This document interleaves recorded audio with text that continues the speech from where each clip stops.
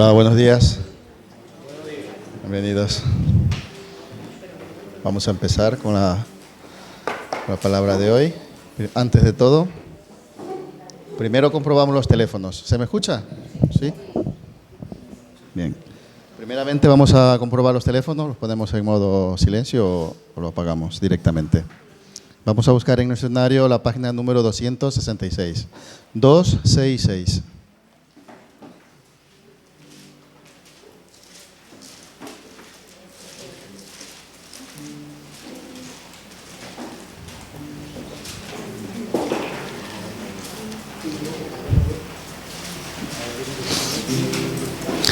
Vamos a alabar todos juntos, por favor.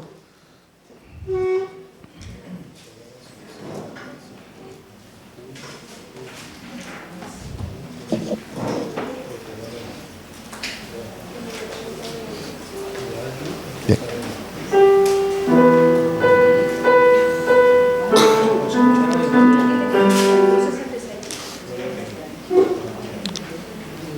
La página 266.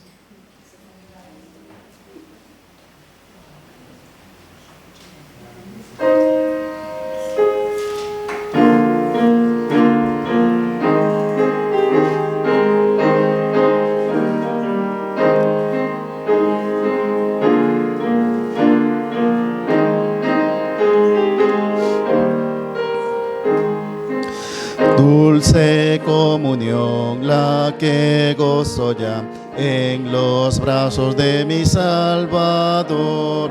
Qué gran bendición que en su paz me da. Oh, yo siento en mí su tierno amor.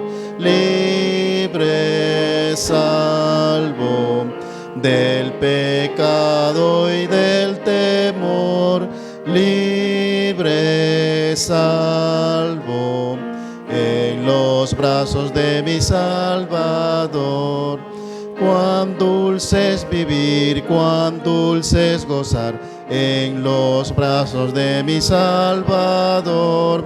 Allí quiero ir y con él morar, siendo objeto de su tierno amor.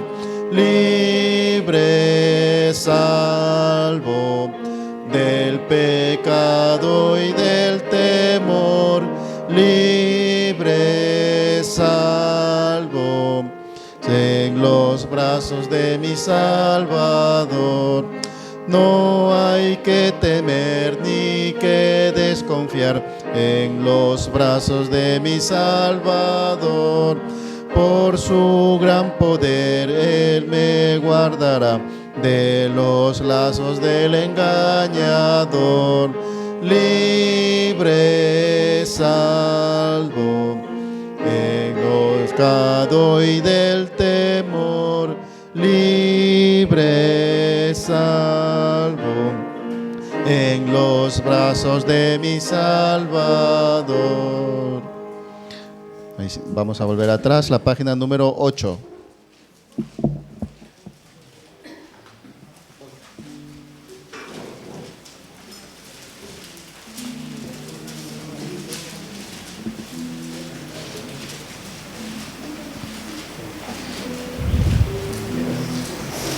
Página número 8.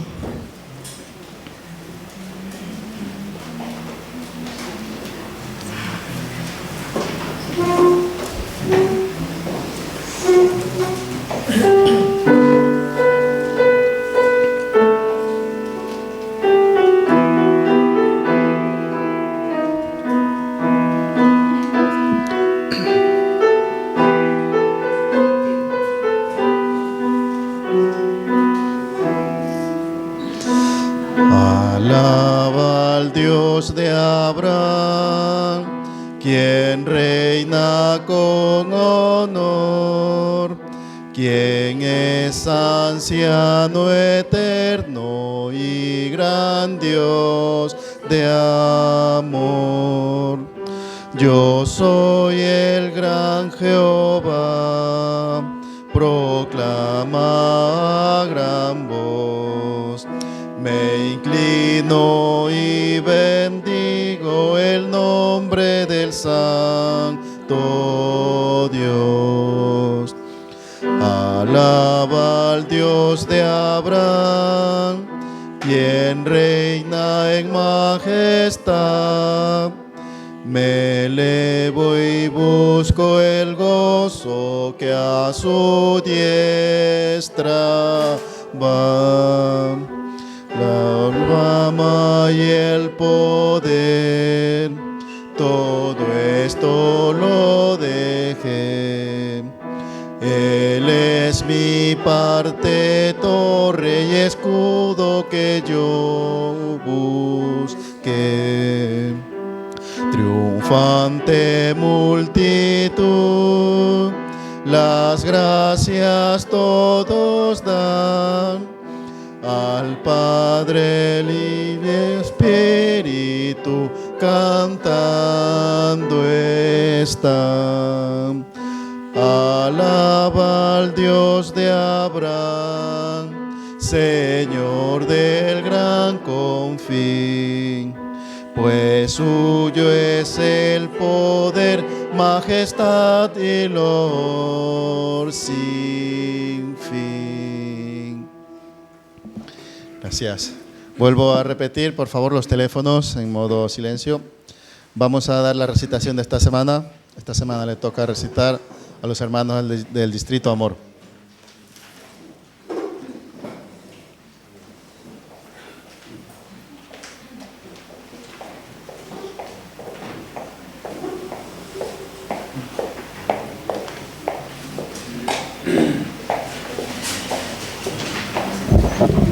Buenos días, Dios les bendiga a todos. El Distrito Amor, ¿se pueden poner de pie, por favor? Y vamos a tratar de decir el versículo que los hemos memorizado durante toda la semana. Al contar 3, empezamos. 1, 2, 3.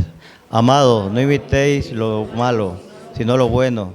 El que hace lo bueno es de Dios, pero el que hace lo malo no ha visto a Dios. Tercera de Juan 1:11, una vez más. Amados, no imitéis lo malo, sino lo bueno. El que hace lo bueno es de Dios, pero el que hace lo malo no ha visto a Dios. Tercera de Juan 1:11. Muchas gracias. Bien, ahora vamos a recitar todos juntos Libro de Salmos, capítulo 73, versículo 28. Por favor, todos juntos. Pero en cuanto a mí, al acercarme a Dios, es el bien. He puesto en Jehová el Señor mi esperanza, para contar todas sus obras. El libro de Salmos, capítulo 73, versículo 28. Bien, pues el coro de nuestra iglesia ha preparado una alabanza muy hermosa. Vamos a preparar también nuestros corazones para después escuchar la palabra de Dios que va a transmitir el pastor Julián Caballero.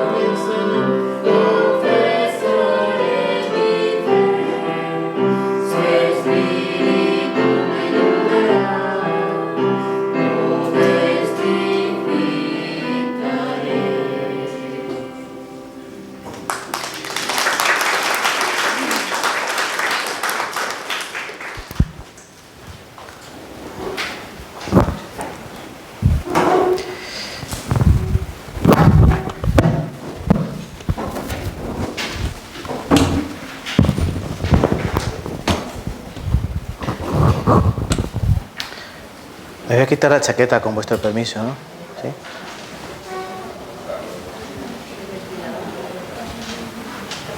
Sí, gracias.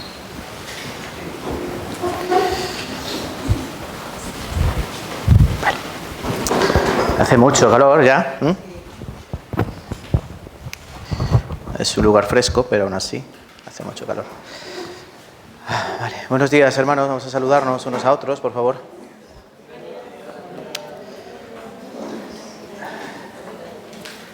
Gracias al coro de alabanza de la iglesia. Señor, día tras día vaya obrando, día tras día va mejorando. Entonces damos gracias a Dios por eso. Y nosotros vamos a comenzar este tiempo de palabra, de predicación, para que, como siempre, pues haga lo que tiene que hacer, ¿no?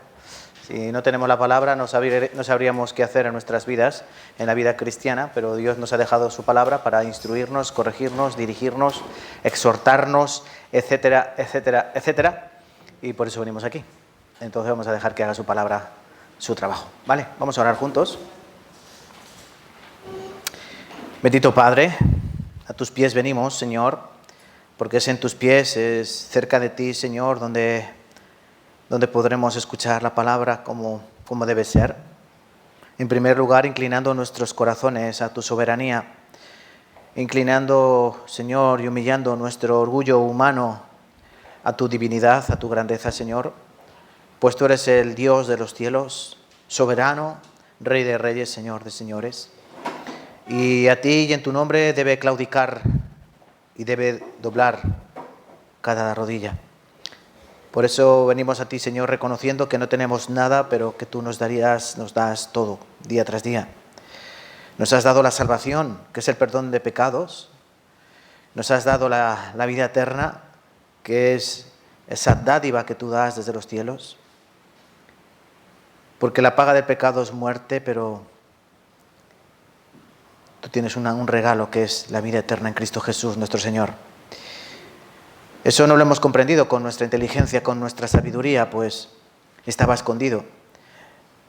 Pero a ti te agradó, Señor, librarnos de la condenación eterna a través del sacrificio de nuestro Señor Jesucristo en la cruz. Y eso solo se hace a través de escuchar la palabra del Evangelio y escucharla no de cualquier manera, sino con un corazón humilde, un corazón dócil, un corazón entregado y un corazón humillado. A ese corazón contrito tú no lo desprecias, dices en tu palabra, y en eso confiamos, Señor.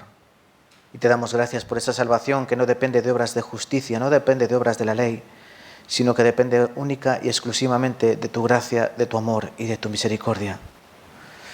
Una vez comprendido, una vez aceptado eso, Señor, no nos queda otra cosa que preguntarnos como el salmista: ¿qué pagaré a Jehová por todos sus beneficios para conmigo?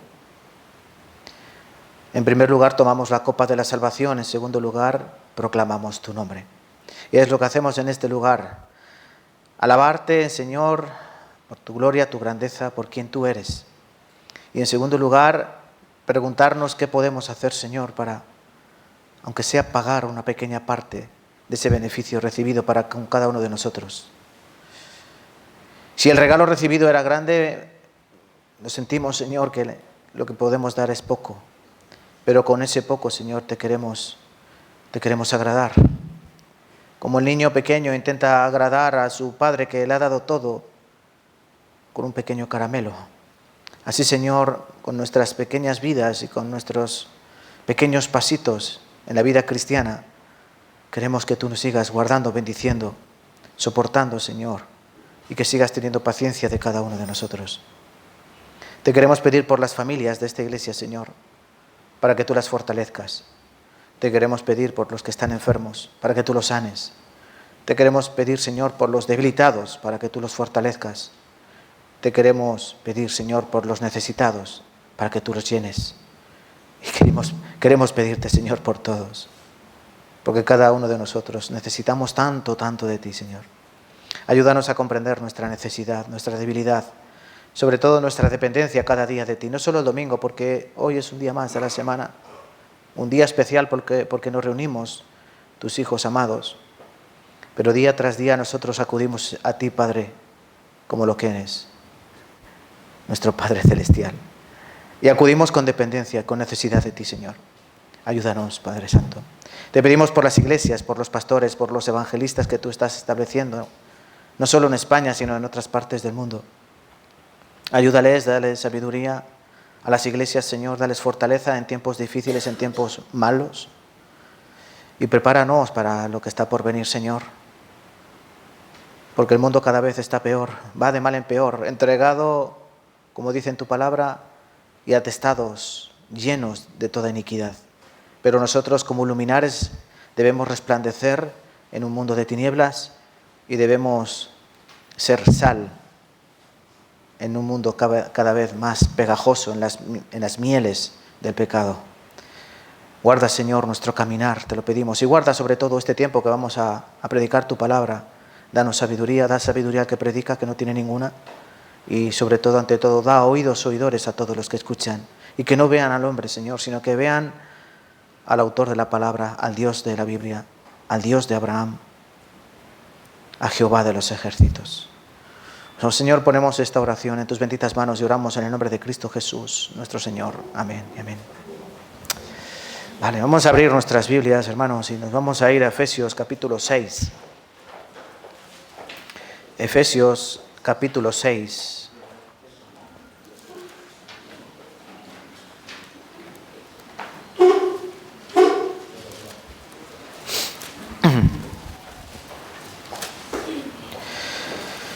Efesios capítulo 6.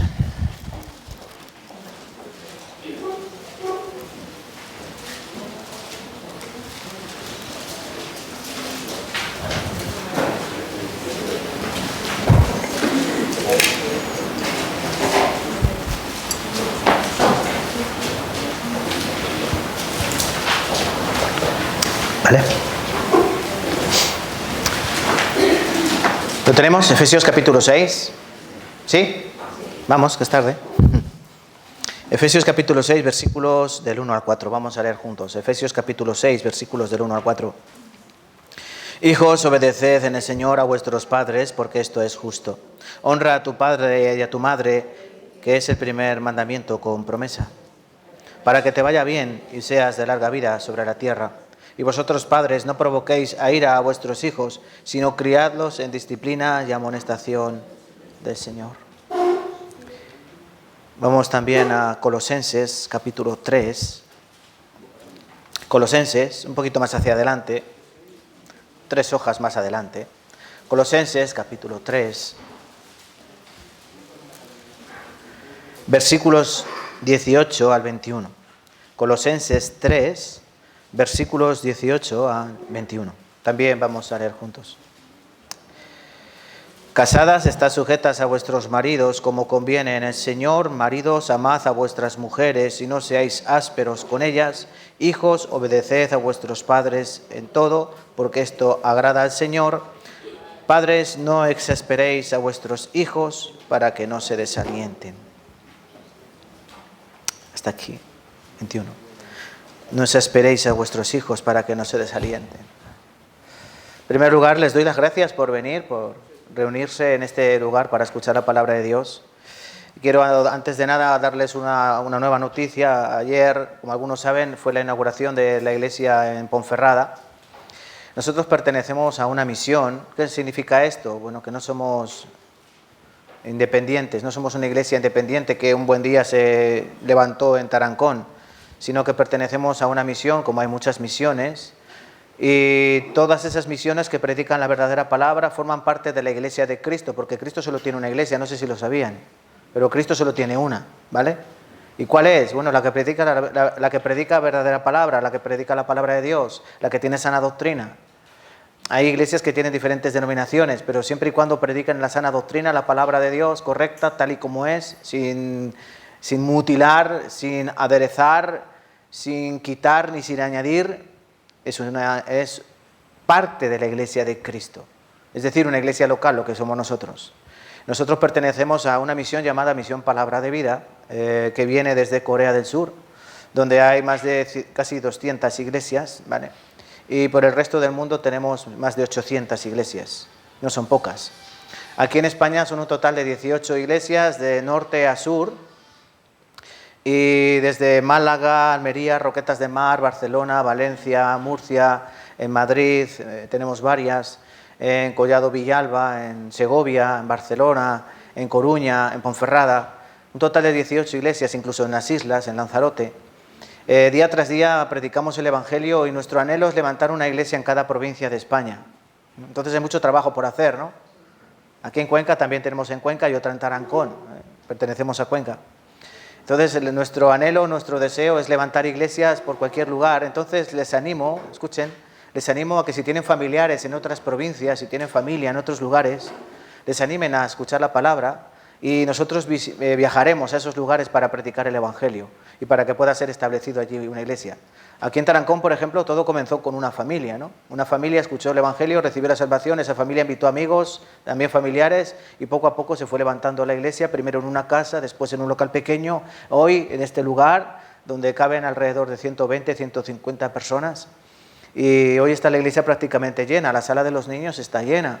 Entonces eso quiere decir que ese trabajo que comenzó hace prácticamente 15, 16 años, se está viendo el fruto. Hoy sé que hay personas que han venido por primera vez o segunda vez, pero el deseo también es que permanezcan en este lugar y formen parte de esta familia. No es perfecta, ya se lo digo de antemano, no somos perfectos, pero somos sinceros, ¿vale? Entonces, nuestro deseo es que se queden con nosotros y que oremos por las demás iglesias que son nuestros hermanos. Y en este caso la iglesia de Ponferrada todavía no son muchos, son alrededor de 35 o 40 hermanos, pero que quieren trabajar para el Señor. Entonces, por eso ayer la hermana Osema me acompañó en el viaje, nos hicimos 500 kilómetros de ida desde las 6 de la mañana, escuchamos la palabra 1 hora, compartimos con los hermanos la comida 1 hora y nos volvimos otros 500 kilómetros para acá. En 12 horas hicimos 1000 kilómetros. Hace 100 años o 200 años se lo dices a cualquiera y no se lo cree. Bueno, ayer, a pesar del calor, pues nos recorrimos toda la provincia de Madrid, casi toda la provincia de Castilla y León, o sea, la comunidad de Castilla y León, porque Ponferrada está casi en el límite de Coruña, de Galicia.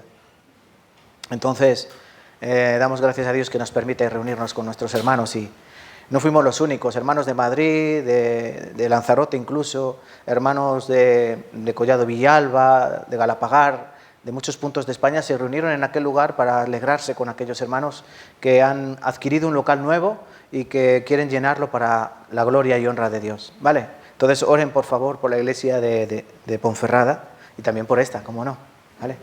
Entonces, dicho esto, hermanos, vamos a comenzar con la palabra de hoy, que no es otra cosa que la continuación de la palabra que les di hace 2 semanas, si se acuerdan, aunque la semana pasada estuvo aquí el hermano Sergio, les quiere mucho, ayer también estaba en Ponferrada, me mandó recuerdos para ustedes.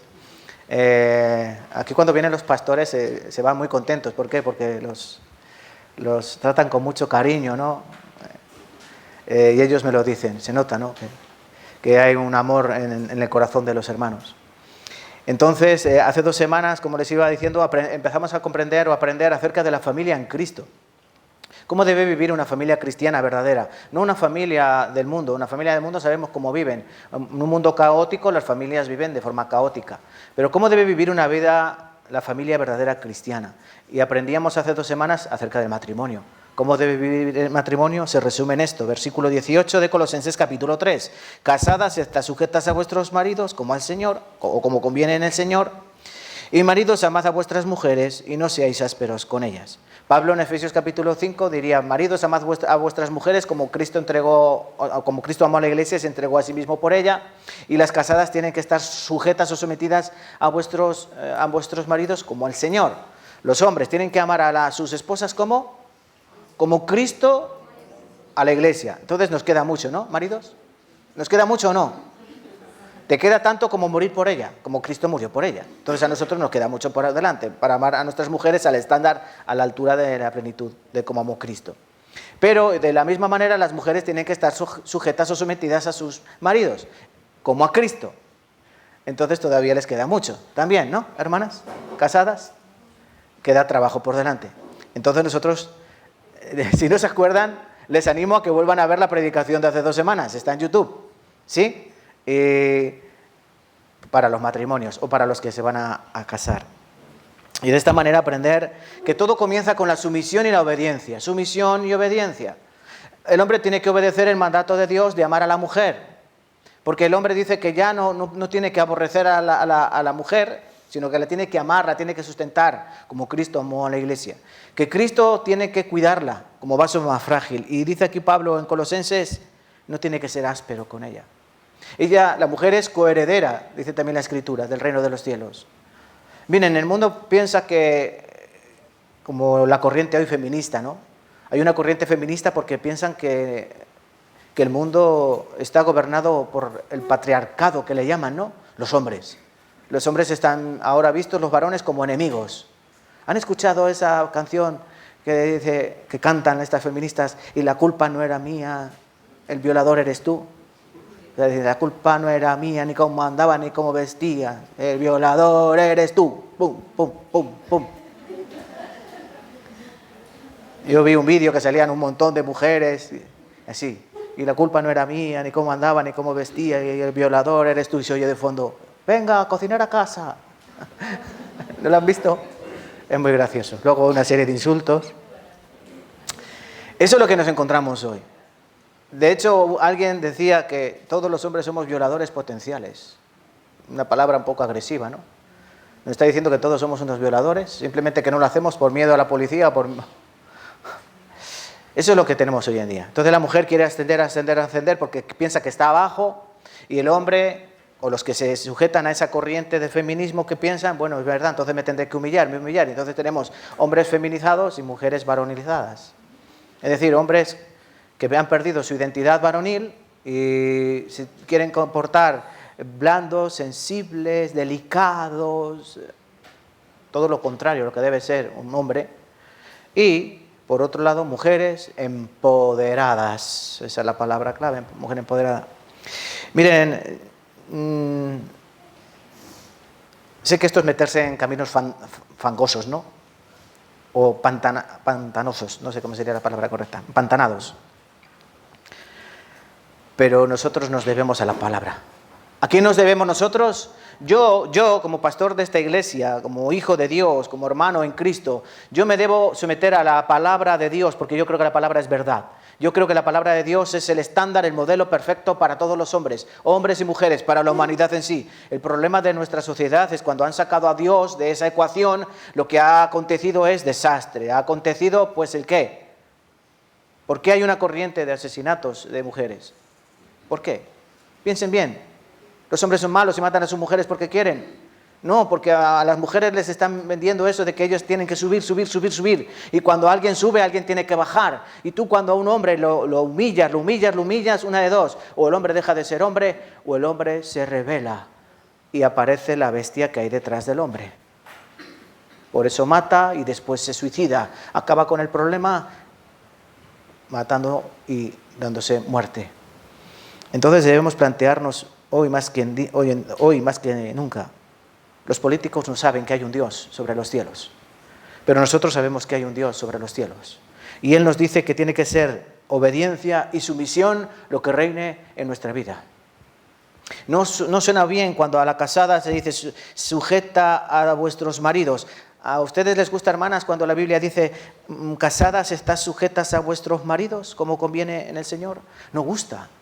Porque la palabra te está diciendo que te tienes que someter a la voluntad de tu marido y que tienes que estar sujeta a lo que él te diga. Desgraciadamente es a la voluntad de Dios. Digo desgraciadamente para ustedes. Pero es que este es el plan, el propósito de Dios para el hombre. Dios creó todo. Dice que para Dios el hombre y la mujer son iguales. No hay diferencia entre el varón y la mujer. Pablo lo dice, no hay varón entre el esclavo y el libre, entre la mujer, el hombre, entre el sabio, el escita, no hay diferencia. ¿Por qué? Porque para Dios todos somos iguales.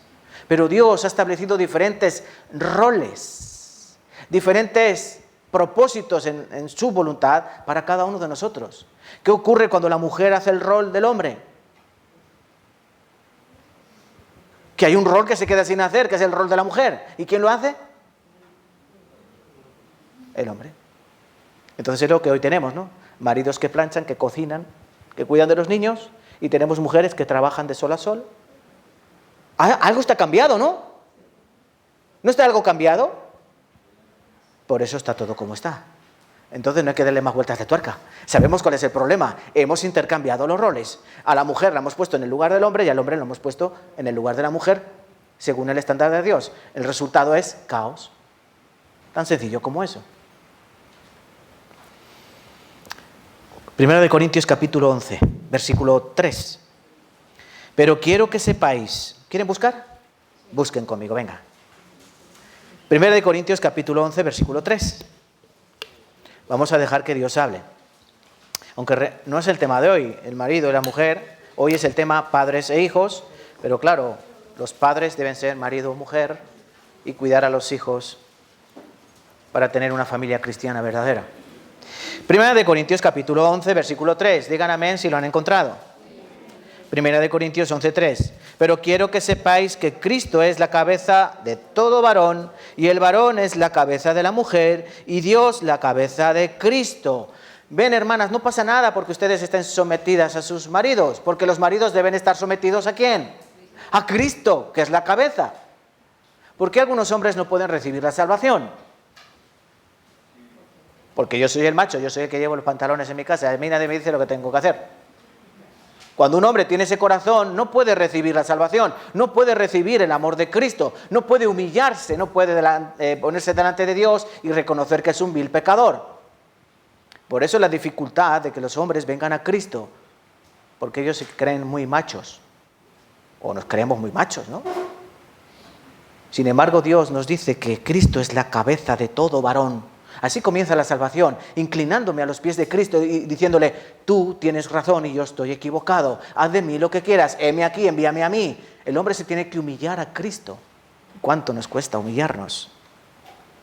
Y luego dice, la cabeza del varón es la mujer. O sea, el varón es cabeza de la mujer y Dios, la cabeza de Cristo. ¿Ustedes se piensan que Cristo está debatiendo con Dios? Oye, ¿por qué tu cabeza y yo no? ¿Alguna vez han escuchado a Cristo decir, qué pena que no soy cabeza? Porque aquí dice que Dios, ¿qué es? Cabeza, ¿no? La cabeza. Hoy, ¿Cristo qué es? Esta pregunta es muy importante. Hoy, ¿Cristo qué es? ¿Qué rol tiene Cristo en el cielo? ¿Dios? Bueno, voy a concretar mejor mi pregunta. ¿Qué rol tiene hoy Jesús en el reino de los cielos? ¿Él es Padre, Él es Hijo o Él es Espíritu Santo? No, Él es Hijo. El Hijo será siempre Hijo. El misterio de la Trinidad nos enseña que Padre, Hijo y Espíritu Santo son uno, ¿no? Son uno. Padre, dice San Juan capítulo 17, tú en mí y yo en ti, somos uno. Estoy orando por ellos para que sean uno, como tú y yo, Padre, somos uno. Sí, son uno, pero ese uno tiene tres ¿qué? Naturalezas. Y cada uno de ellos tiene un rol siendo uno mismo. Por ejemplo, ¿yo qué soy? Pastor en la iglesia. ¿Yo qué soy? Padre de mis hijas. ¿Yo qué soy? Esposo de mi mujer. ¿Yo qué soy? Hijo de Jacinto y de Isabel. ¿No? Pero soy uno. Pero tengo diferentes roles, ¿o no? Por un lado soy pastor, por otro lado soy padre, por otro lado soy esposo, por otro lado soy hijo. ¿Sí? Claro. En el reino de los cielos el Hijo es Hijo. El Hijo, el Señor, está sentado a la diestra del Padre. No dice que está sentado en el trono del Padre, porque el que está en el trono es el Padre. El Hijo hace la voluntad del Padre, a la diestra del Padre. Él intercede por nosotros. Jesucristo sigue siendo el mediador. Fue el mediador en la tierra y sigue siendo el mediador en los cielos. Y por todos los siglos de los siglos, el Dios verdadero se humilló para tomar una forma, un aspecto de su vida, sin perder su deidad, su identidad, en forma de hijo por toda la eternidad. Eso es difícil de entender con nuestra mente, pero hay que aceptarlo como la palabra de Dios. Entonces, aceptar los roles es muy complicado, pero miren, o aceptas el rol o tu vida será un desastre. Y créanme, yo cuando preparaba esta predicación, como la de hace 2 semanas, me da, ¿por qué? Porque ves que no estás haciendo las cosas bien. Cuando los pastores nos subimos a este lugar, ¡wow! ¿Qué ocurre? Que nosotros les estamos diciendo cosas que a veces nosotros no cumplimos, o que a veces a nosotros nos queda mucho. Aún así tenemos la necesidad de enseñar, pero no solo enseñar, sino también enseñarnos a nosotros mismos. Entonces, todo comienza por la sumisión. Vale, hermanos, no se olviden de esto. Obediencia y sumisión. Versículo 11 y 12 de 1 Corintios 11. Lean también conmigo, versículo 11 y 12. 1 Corintios 11. Pero en el Señor, ni el varón es sin la mujer, ni la mujer sin el varón, porque así como la mujer procede del varón, también el varón nace de la mujer, pero todo procede de Dios. Todos procedemos de Dios, cada uno en su lugar, varón y hembra, Él los creó. Entonces cada uno de nosotros tenemos ese rol perfecto. El problema es cuando los ojos de los hombres están en la carne, sabemos que los que están en la carne no pueden agradar a Dios. Y nosotros debemos cambiar muchas veces la manera de pensar. ¿Por qué? Porque el mundo nos ha contaminado y nos ha enseñado de que ser hombre es esto y que ser mujer es aquello, cuando no es así. Tenemos que ir a la palabra viva y aferrarnos a ella como ancla que es y entender verdaderamente cuál es nuestro lugar en este plano de la eternidad. Entonces mi deseo es que hoy seamos buenos padres. Igual que mi deseo hace 2 semanas es que seamos buenos esposos y buenas esposas, según el mandato, según el plan de Dios, propósito de Dios, hoy tenemos que ser buenos padres y buenos hijos. ¿Saben por qué? Yo sigo siendo hijo. Mi madre sigue viva. Sigo siendo hijo, ¿no? Y aquí algunos siguen siendo hijos, aunque ya peinen canas, ¿no? ¿Sí? Deben todavía ser hijos. No termina cuando tú te emancipas o cuando tú te casas y te independizas. Tú sigues siendo hijo. Aunque cambia algo, claro que cambia, eres independiente, pero sigues debiendo algo a Dios. Y una cosa es, veremos después, la honra a los padres. Entonces, vamos a comenzar con Salmo 127. Vamos a aprender ya que hemos visto brevemente que los maridos tienen que amar a sus mujeres, aprendíamos, y las mujeres someterse a sus maridos. Vamos al Salmo 127. Salmo 127, versículo 3.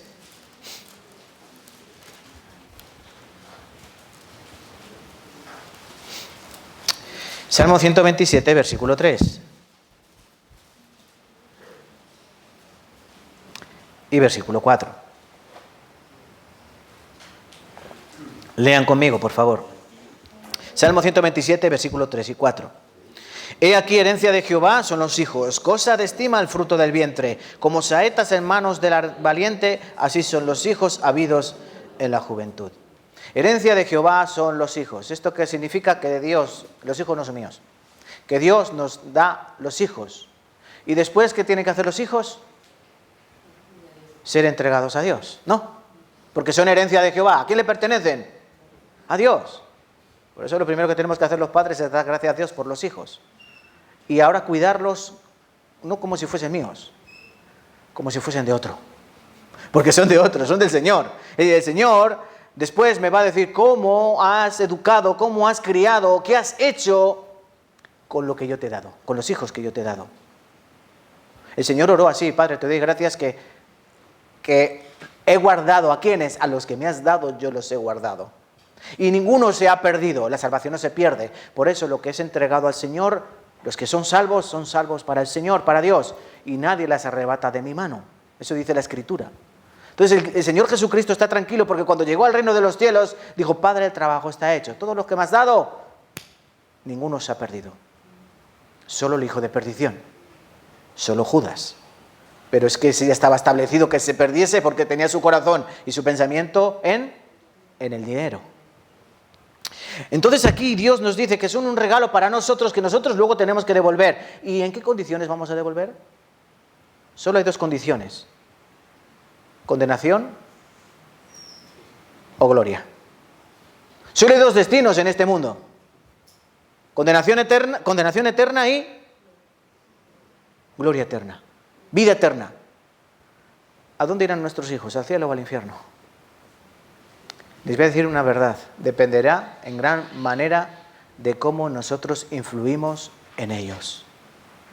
Dependerá en grandísima manera que nuestros hijos vayan al cielo o al infierno, en gran manera, en muchísima gran manera, de lo que nosotros hagamos en sus vidas. Esto lo vamos a ver hoy. Es cierto que cada uno es individualmente dependiente, individualmente responsable delante de Dios de sus pecados, ¿no? La palabra nos dice que los padres no pagarán los pecados de los hijos, ni los hijos pagarán por los pecados de los padres. Pero cada uno de nosotros, aun siendo dependientes, somos influenciados. Entonces los padres tenemos el deber, la labor, la misión de influir en nuestros hijos de manera positiva, según la palabra de Dios, para que ellos sean ganados para Cristo. Y cuando tú vayas al cielo delante de Dios, tus hijos estén contigo, aunque ya no como hijos, sino como hijos de Dios, y el Señor te diga: buen siervo, fiel, sobre poco te puse, ahora sobre mucho te pondré. Entra, ¿dónde? En el reposo del Señor. Entra.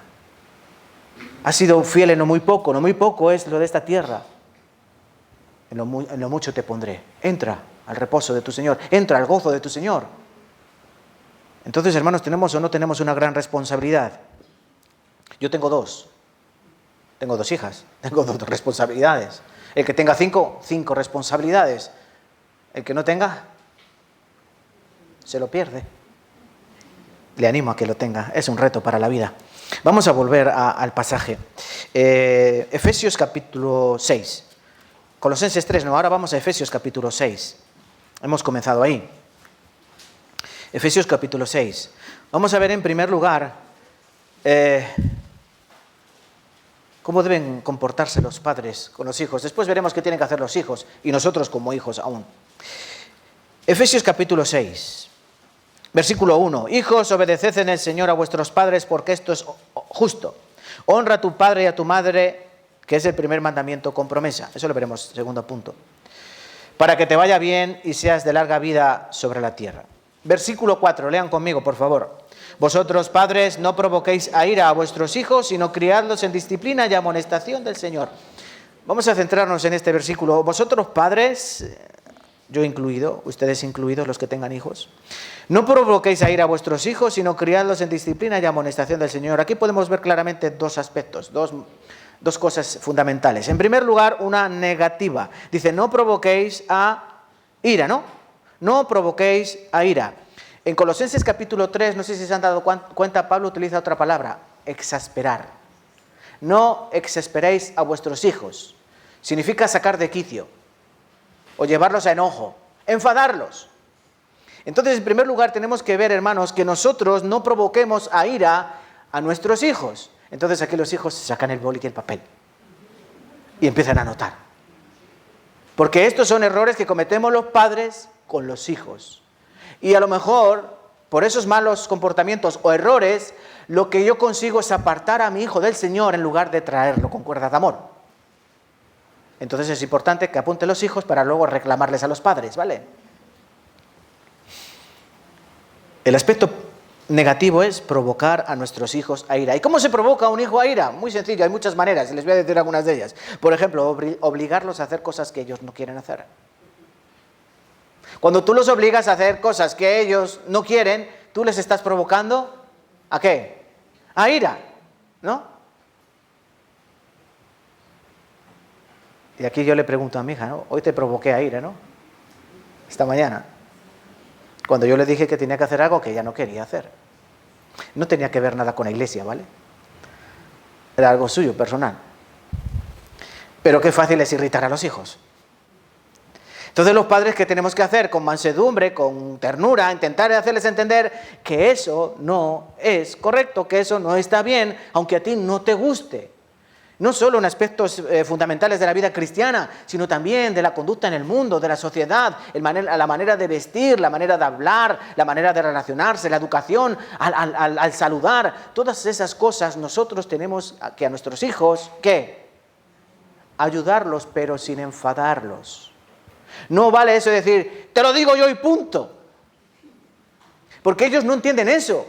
¿Cómo que me lo dices tú y punto? Porque ellos, con 1 año, con 2 años, con 3, lo pueden entender porque están sometidos a su pequeña mente y dicen, vale, y se asustan. Pero ya con 12, 14, 16, ellos no, yo ya no soy un bebé para que tú me digas lo que tengo que hacer, lo que tengo que hablar, cómo me tengo que comportar, si tengo o no tengo que saludar, a quién. ¿Entienden, hermanos?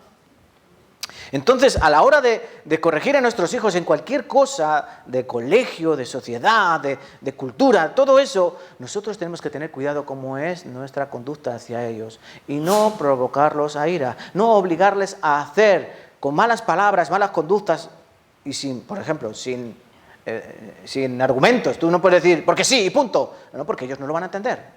Entonces tenemos que tener cuidado de obligarlos a hacer cosas que ellos no quieren hacer, sino hacerles entender que tienen que cambiar su manera de pensar. Otra manera de que los provocamos a ira, ¿cuál es? Darles todo lo que ellos piden. Eso es un error. Cuando nosotros damos a nuestros hijos todo lo que nos piden y no les enseñamos que en la vida a veces hay que escuchar un no, ¿qué ocurrirá? Sí, en casa no va a escuchar nunca un no, pero en el mundo va a haber muchos nos. ¿Y qué tendremos? Lo que tenemos hoy. Niños frustrados, niños que hay que llevarlos al psicólogo, niños que es que no puedo con él, con 7 años, eres el dueño de la casa. ¿A que sí, mi amorcito? Sí, punto. Tenemos niños tiranos en los hogares con 8 y 10 años, de verdad, yo he visto esto. En el colegio yo soy cada día testigo de niños que incitan a sus padres, manejan a sus padres con total libertinaje, con total libertad, y los padres literalmente están comiendo de la palma de la mano de los hijos. Para ellos es un ángel, cuando el niño es el mismo demonio.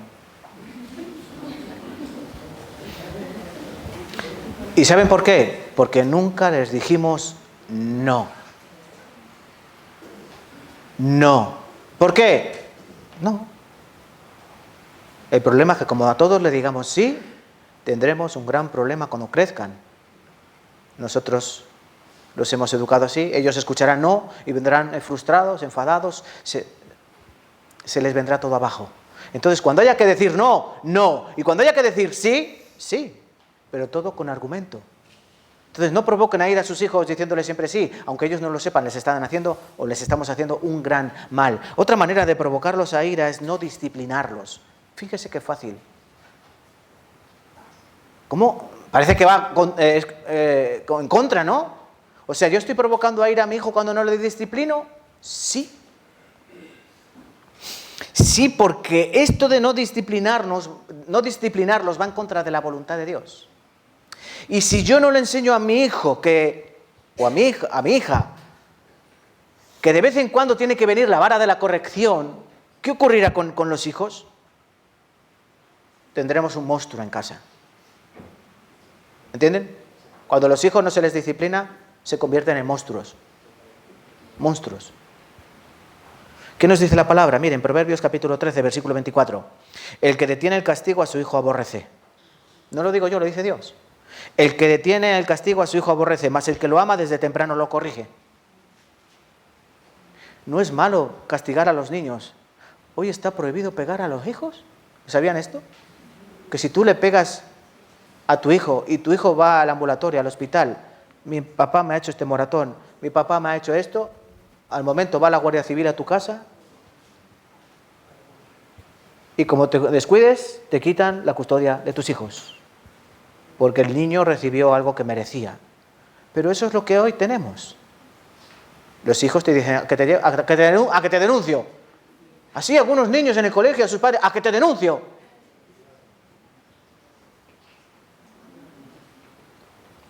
Proverbios 29, 17. Corrige a tu hijo y te dará descanso, dará alegría a tu alma. Cuando no corriges al hijo, ¿sabes qué estás haciendo?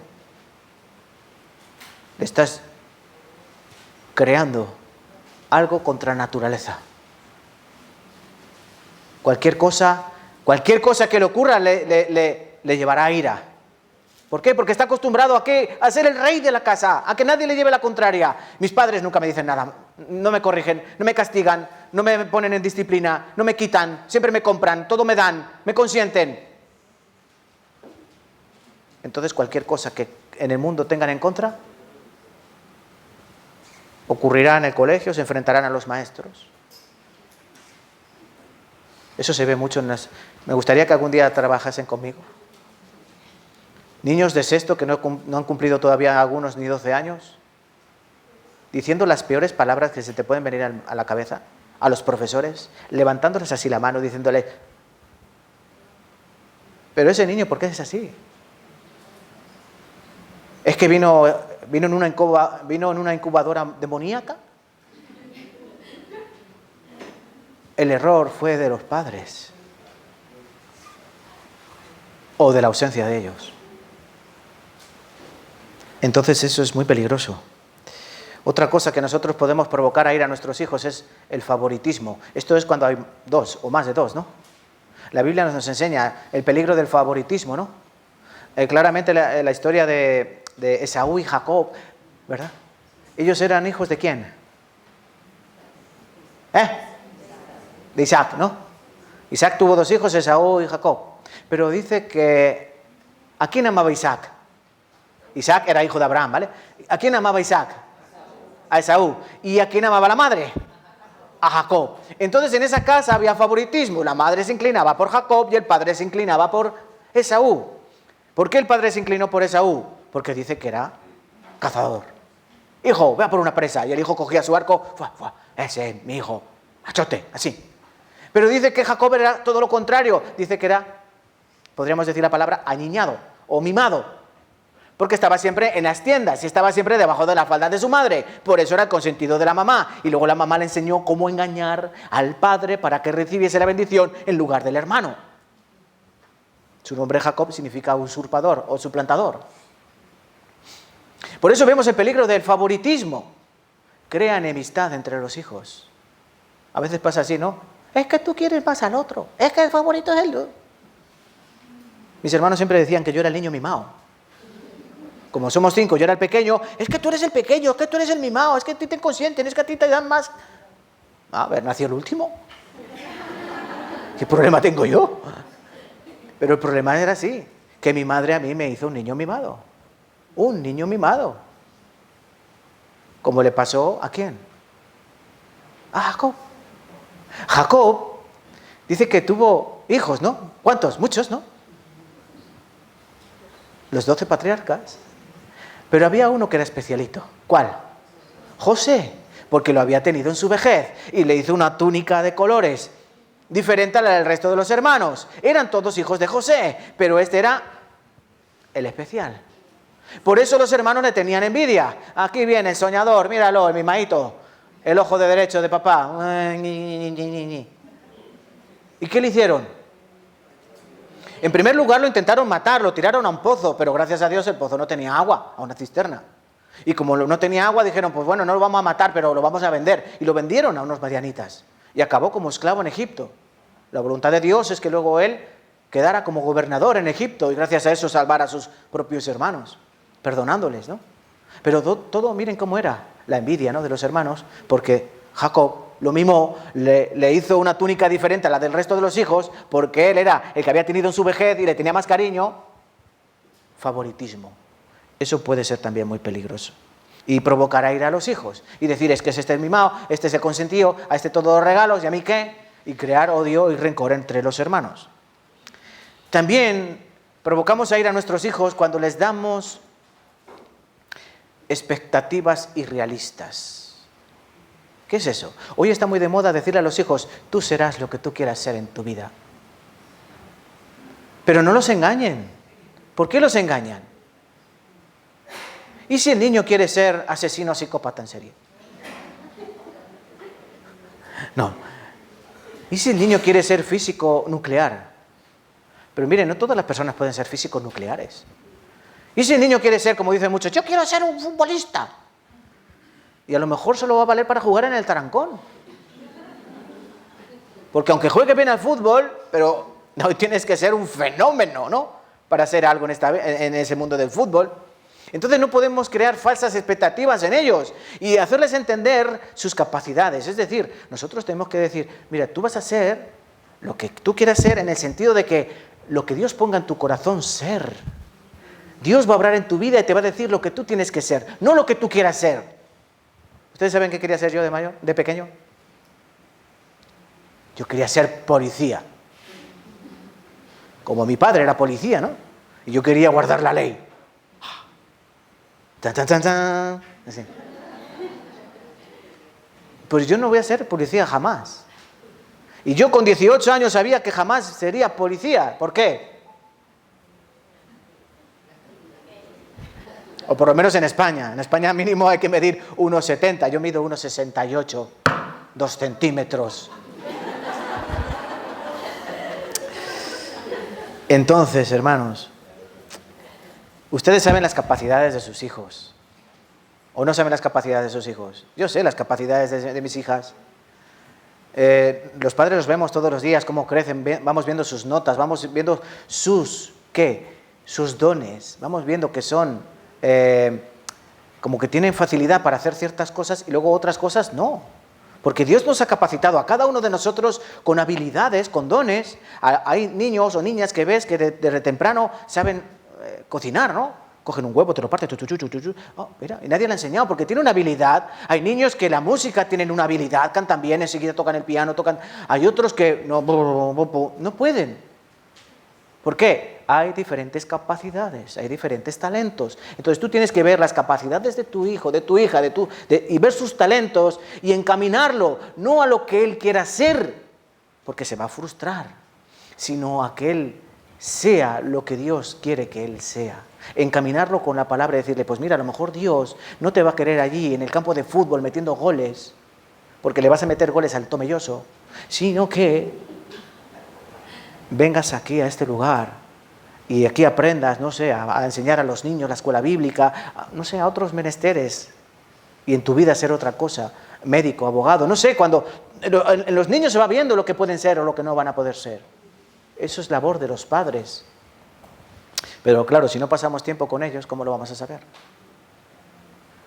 Esta es una gran realidad también hoy en día. Llevan a los niños a la escuela, ¿cómo se llama? A la matinal, aula matinal a las 7 de la mañana, los dejan en el comedor hasta las 4 de la tarde. Quiere decir que esos niños se han levantado como a las 6 de la mañana, los han vestido, duchado, los han llevado al cole, los han recogido a las 4, a las 5 van corriendo porque tienen actividades extraescolares. Luego los llevan a la academia de fútbol, los llevan a piano o guitarra, es decir, vuelven a casa a las 8 de la tarde reventados, cenan y duermen. Y así un día, otro día, otro día, otro día. Quiere decir que ellos crecen y no saben quién son sus padres. Son esos que los fines de semana los llevan al parque o los llevan al cine. Ni los padres conocen a los hijos, ni los hijos conocen a los padres. Entonces, ¿cómo vamos a saber lo que podemos ayudarles en ellos para que sean no lo que ellos quieran, sino para lo que Dios los ha preparado?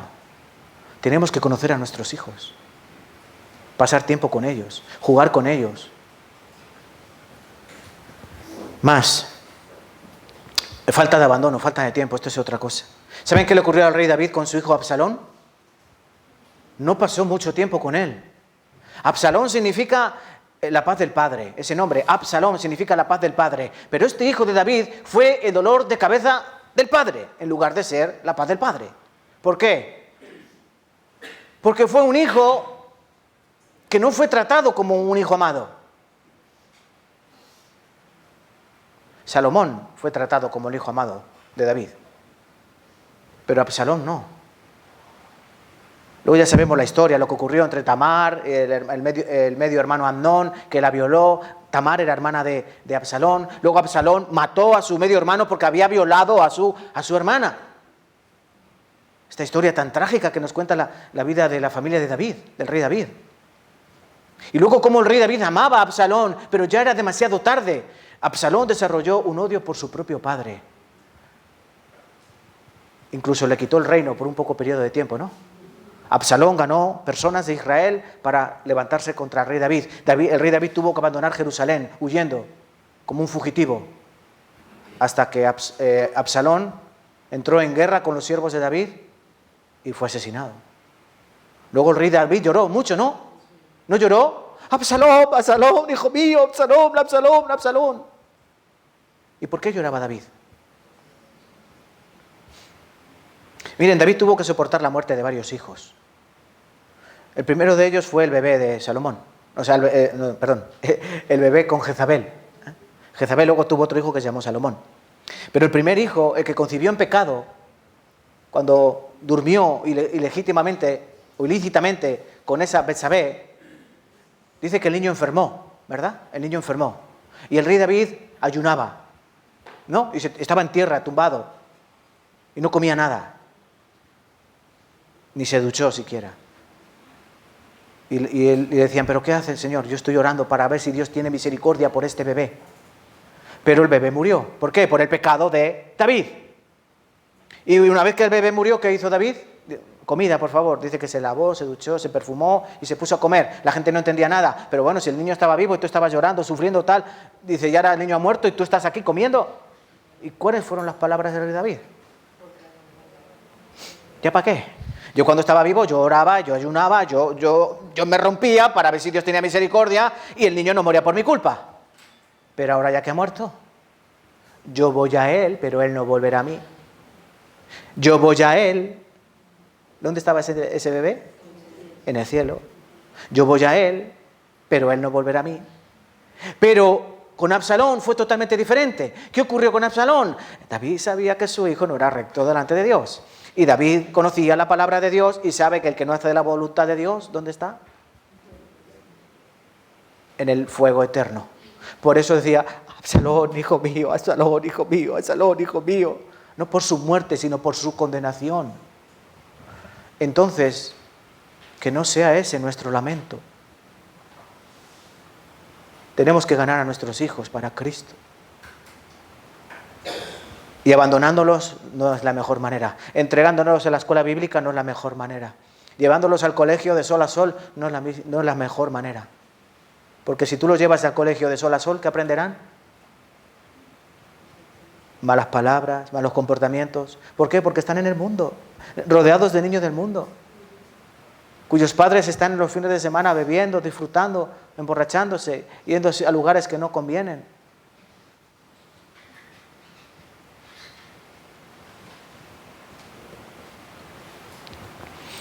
El abuso físico. No podemos pegar a nuestros hijos por cualquier cosa.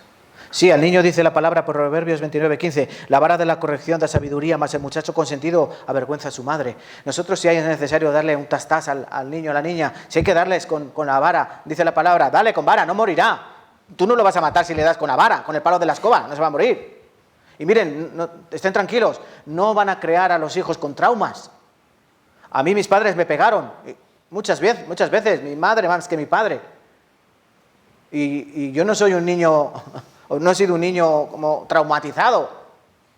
Y yo no estoy traumatizado, un adulto que mis padres me pegaban. Me pegaron cuando me tenían que pegar. ¿O no? Perdí una bicicleta. Me pegaron, claro, porque ya me habían robado otra. Por no espabilar. Desobedecí a mi padre. Pues me pegaba. ¿Por qué? Por desobedecer. Incluso no me pegaron cuando me tenían que haber pegado. A veces echa de menos un buen bofetón. Al principio duele, pero ¿saben qué?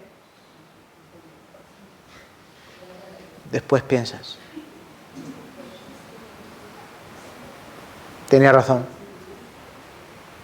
Por eso necesitamos no abusar de ellos físicamente, no pegarles por cualquier cosa. Pero muy importante, tengan cuidado con su palabra. ¿Saben por qué? Porque muchas veces los hijos tienen la facultad de sacar lo peor de nosotros. Y nosotros les decimos malas palabras para desahogarnos, pero les estamos creando un gran dolor en su pequeño corazón. A veces una palabra hace más daño que una espada. Puedes decirle al hijo que es inútil. Hay algo que han estudiado los psicólogos que se llama el complejo de... No me acuerdo cómo se llama ahora. Se me ha olvidado. Es un complejo que tú creas en los hijos, que tú si al hijo le dices, es que eres tonto, es que eres tonto, es que eres tonto, es que eres tonto. Esa persona crecerá pensando que es tonta. Si alguien lo recuerda, me lo dice. ¿Cómo se llama ese complejo? ¿Qué? No, pero no se llama así. Tiene un nombre técnico. Programación neurolingüística. ¿Cómo? Programación neurolingüística. No, es que es otro nombre, pero no me acuerdo ahora. Yo a veces lo he dicho aquí, pero no me acuerdo ahora. Vale. Sí. No, el complejo de Edipo es otra cosa. Ese es que el hijo se enamora de la madre, el bebé se enamora de la madre, y el complejo de Electra es que la hija se enamora del padre, cuando son pequeños, ¿no? Pero es otra cosa, da igual, no, eso no es importante. El caso es que si tú al hijo le dices, no, esto no sabes, esto no sé qué, que no vale para nada, que no sé qué, no sé cuánto, vas a tener un hijo, una hija que va a pensar que no vale para nada. Sin embargo, nos dicen que tenemos que reforzar positivamente a ellos. Que tú eres inteligente, que tú lo puedes hacer, que tú puedes con esto, que no te preocupes, que todo saldrá bien, ánimo, que tú... Eso es importante. pero cuando les dañamos con palabras, creamos heridas en su corazón. ¿Vale, hermanos? Martín Lutero decía que había que tener en una mano la vara y en otra mano la manzana. En una mano la vara y en otra mano la manzana, porque hay momentos de dar y hay momentos de cuidar. Y ya por último, no prometer lo que no podemos cumplir. Si prometemos cosas que no podemos cumplir, ¿qué crearemos en ellos? Falsas expectativas, falsas esperanzas, se verán frustrados y pensarán que todas las personas tienen la poca palabra que tenemos nosotros y no confiarán en nadie.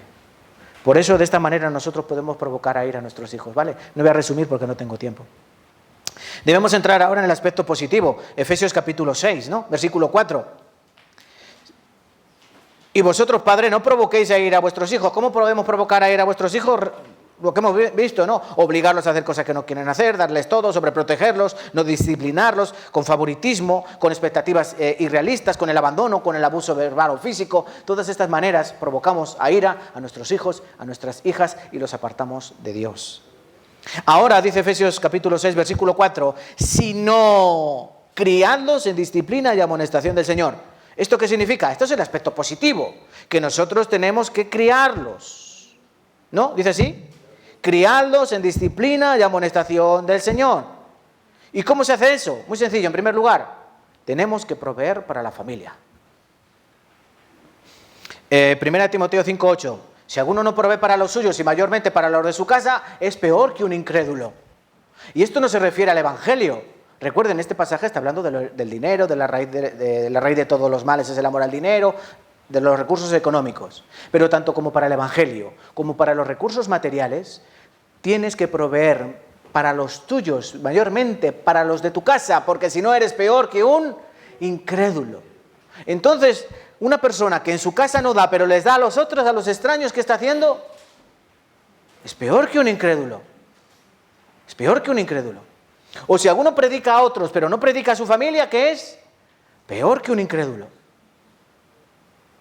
Primero tienes que salvarte a ti, tienes que salvar a tu familia y después salva al resto, pero primero salva tu propio barco. Los hombres y las mujeres tenemos que proveer para la familia. Segundo de Corintios capítulo 12, versículo 14. No deben atesorar los hijos para los padres, sino los padres para los hijos. ¿Han escuchado? No deben atesorar los hijos para los padres, sino los padres para los hijos. Entonces nosotros tenemos que proveer sin descuidar. Escúchenme, muy importante esto. Proveer sin descuidar.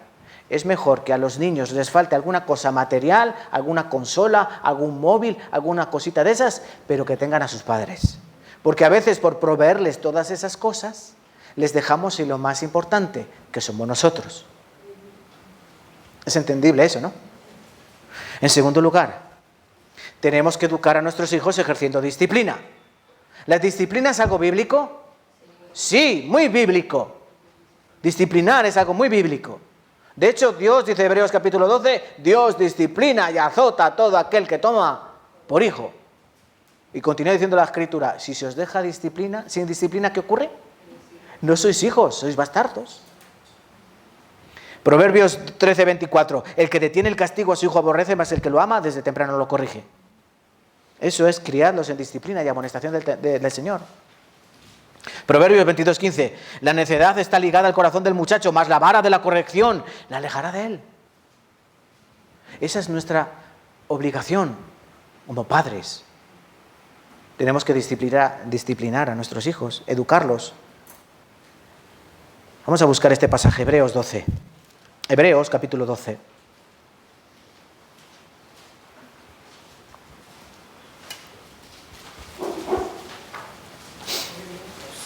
Hebreos 12.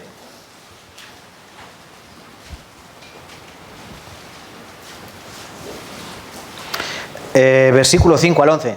¿Lo tenemos? Hebreos 12, de 5 al 11.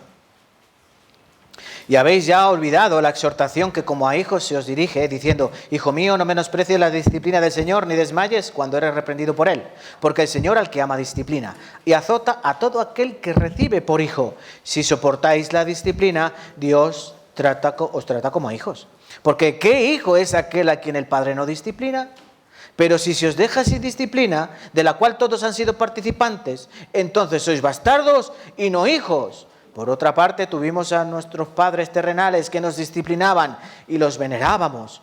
¿Por qué no obedecemos mucho mejor al Padre de los Espíritus y viviremos?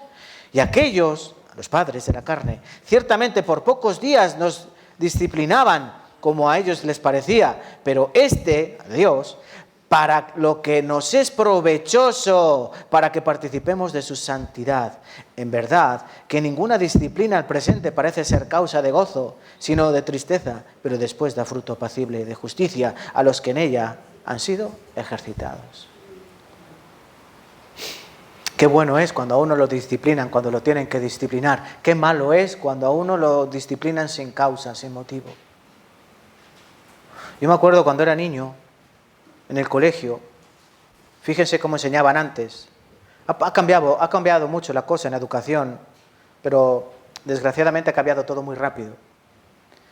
Antes, cuando yo era niño, y no soy tan viejo, ¿vale? No soy tan mayor. Pero aquí, por ejemplo, en España, yo me acuerdo, tenía 9 años, 8, 9. Cuando estábamos en el cole y pasaba un profesor de otra clase, todos nos poníamos de pie. No sé en sus países. Pero pasaba otro profesor a preguntar algo a nuestro maestro y ¡brum! Todos nos poníamos de pie. Buenos días, no sé cuántos. Y decía el maestro, sentaos. Y nos sentábamos. Y si pasaba otro, ¡brum! Todos de pie, así, ¿no? Yo tuve una maestra, yo lo voy a dejar al Señor si era mala o buena maestra. La clase la tenía dividida en 3 filas, como aquí. Tenía la fila de los listos, donde estaban, claro, los hijos de los maestros. Estaba la fila de los normales y luego estaba la fila de los tontos. Él lo llamaba así, fila de los listos, los normales y los tontos. Imagínense con qué pedagogía más correcta, más buena, ¿no? Fila de los listos, fila de los normales y fila de los tontos. ¿Saben dónde estaba Julián? Su risa acierta, ¿vale? En la fila de los tontos. Pero es que dentro de cada fila también había los que estaban delante, que eran los que progresaban. De los listos, los que progresaban, por ejemplo, lectura, a ver quién lee más rápido. Cronometraba 60 segundos a ver cuántas palabras leíamos por minuto. Si íbamos progresando, pues iba adelantando la fila y a otros los iba poniendo atrás, así, ¿no? O preguntaba de lengua, de matemáticas, ibas progresando para adelante o para atrás según tus conocimientos. De tal manera que eras más listo, más tonto, menos tonto. ¿Saben dónde se sentaba Julián?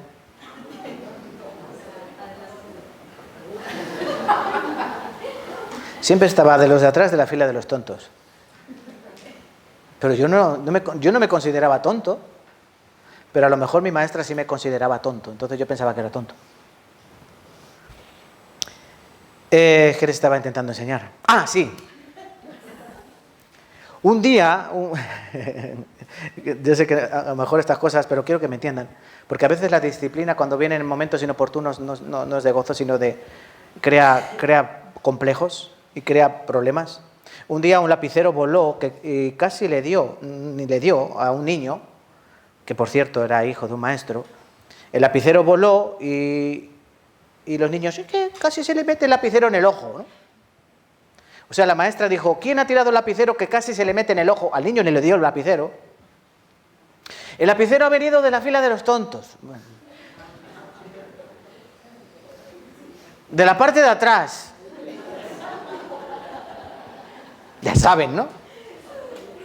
Allí estábamos 4 o 6 niños y niñas. Fulanito, Julián Caballero nos arrodilló y empezó, ¡pam, pam, pam, pam! ¿Quién ha sido? Yo no. Iba dando vueltas alrededor de la mesa dándonos, ¡pam, pam, pam, pam! ¿Quién era? Yo no. Todos llorando, nadie había sido, yo llorando, yo no había sido, y por mi mente pasaba, iba a decir que he sido yo, y ya que nos deje de pegar.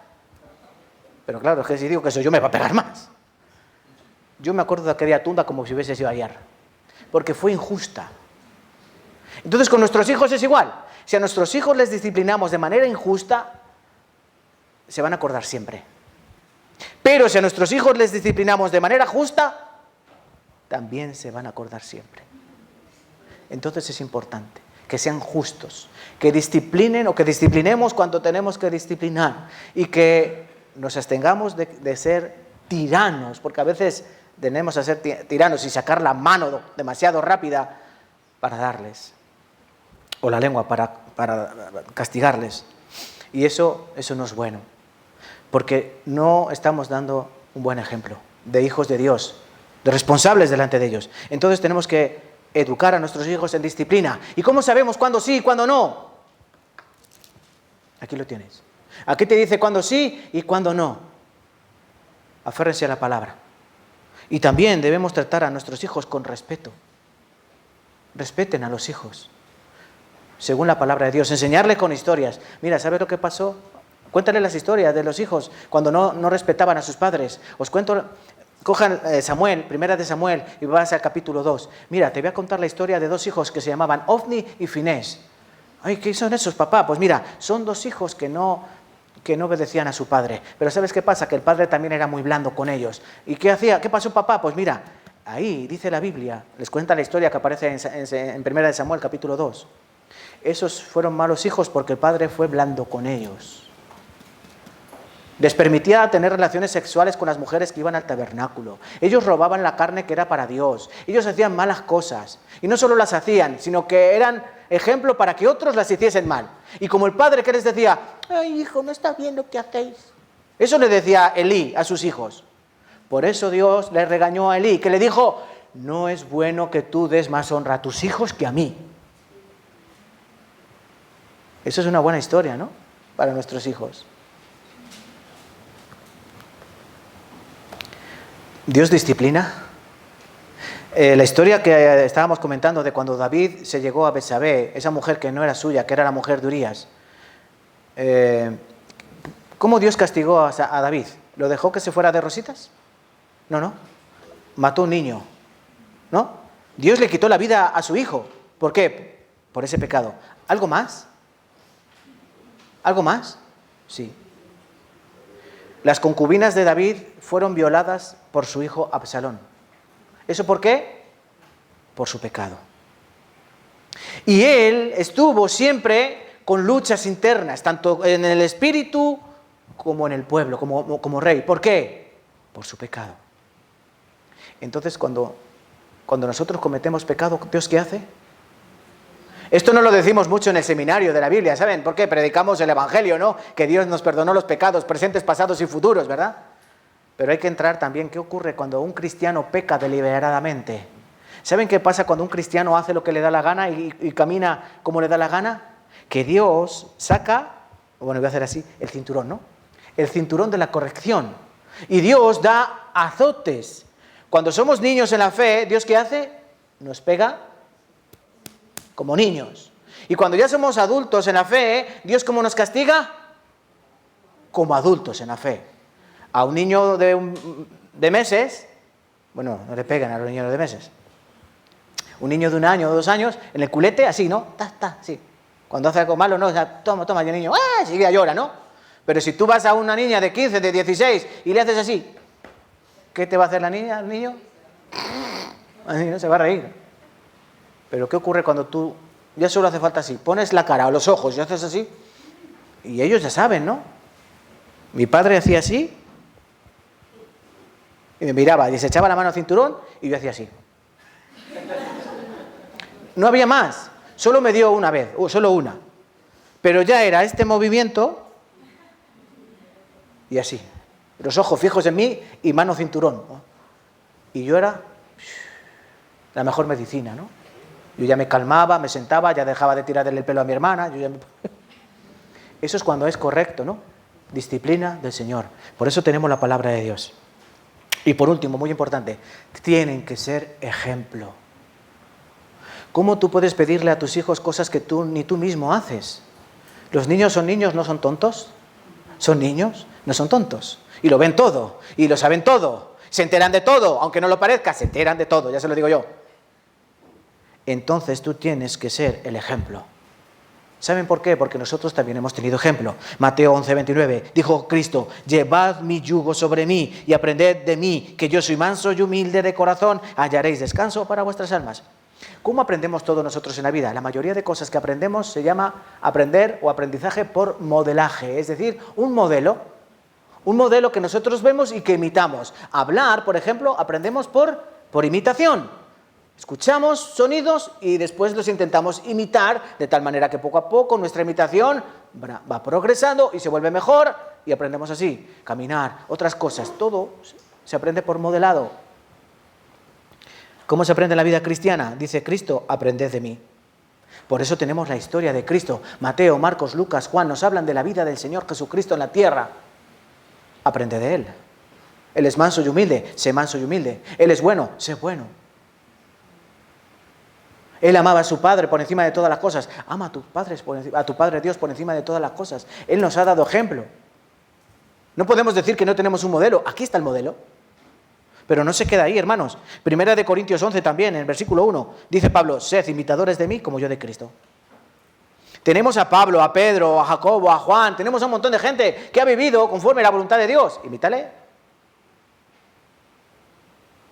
Filipenses 3:17, hermanos, sed imitadores de mí y mirad que así se conducen, que a los que así se conducen según el ejemplo que tenéis en nosotros. Efesios 5:1, sed pues imitadores de Dios como hijos amados. ¿A quién tenemos que imitar? En resumidas cuentas, a Dios. Dios es el Padre. ¿Y Dios qué hace con nosotros?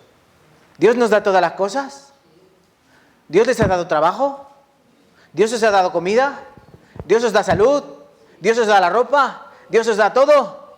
Amén. ¿Vale? ¿Y qué hay que hacer? Dar gracias a Dios. Pues como padres que damos todo a nuestros hijos, los hijos tienen que dar gracias a los padres y nosotros, ¿qué tenemos que hacer? Proveer para los hijos lo correcto. El Señor le dijo a los discípulos, ¿quién de vosotros si su hijo le pide pan le dará una piedra? ¿Quién de vosotros si su hijo le pide un pescado le dará una serpiente? Si vosotros siendo malos sabéis dar buenas cosas a vuestros hijos, ¿cuánto más vuestro Padre que está en los cielos nos sabrá dar a sus hijos? Entonces seamos buen ejemplo, leamos la Biblia, que nos vean, oremos a veces y que nos vean, tengamos la palabra de Dios y que nos oigan. Así es, ¿no? Leen la Biblia y que sus hijos sepan que ustedes leen la Biblia, vean la Biblia. ¿Por dónde vas, cariño? Mira, papá, yo ya me he leído San Juan, San Mateo, así. Les preguntan y ellos le dicen, ¿y tú, papá, por dónde van? Uy, yo no he empezado ni por Génesis. Entonces, ¿cómo le dices al niño que lea la Biblia si tú no la lees? ¿Cómo le enseñas a que no se pelee cuando tú te estás peleando todo el rato? ¿Cómo le enseñas que no hay que criticar cuando tú en casa criticas a todos? Tú tienes que ser un modelo, un ejemplo. Porque si no... Miren, todo comienza con valores, después con conductas y terminan los hábitos. Ten valores cristianos. Cuando tú te forjas en los valores cristianos, tú estarás fomentando una conducta correcta cristiana y esa conducta correcta se demostrarán en tus hábitos. Los hábitos tardan 21 días, ¿no? En afianzarse. 21 días. Cambia hábitos malos por hábitos buenos para que seas un buen padre. Toda esta palabra, hermanos, lo siento, no sé a ustedes, pero a mí me está pegando así, pero bien. Y en último lugar, en quinto y último lugar, instrucción en el Señor. ¿Qué significa esto, instrucción en el Señor?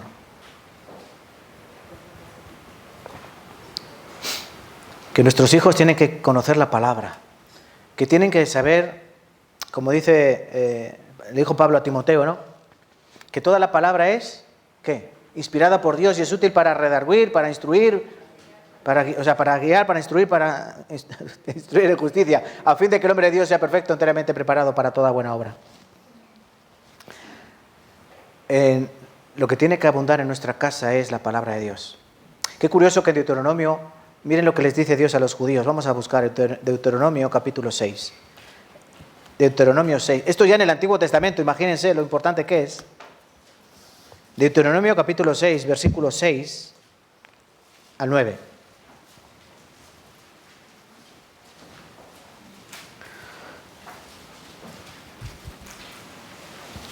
Vamos, que me queda todavía hablar un poco de los hijos, ¿no? Uy, madre mía, venga, que no me da tiempo. La instrucción en el Señor es tenerlo siempre en la palabra. Miren, ¿ya lo tienen? Deuteronomio 6, 6 al 9. Vamos a leer juntos. Y estas palabras que yo te mando hoy estarán sobre tu corazón.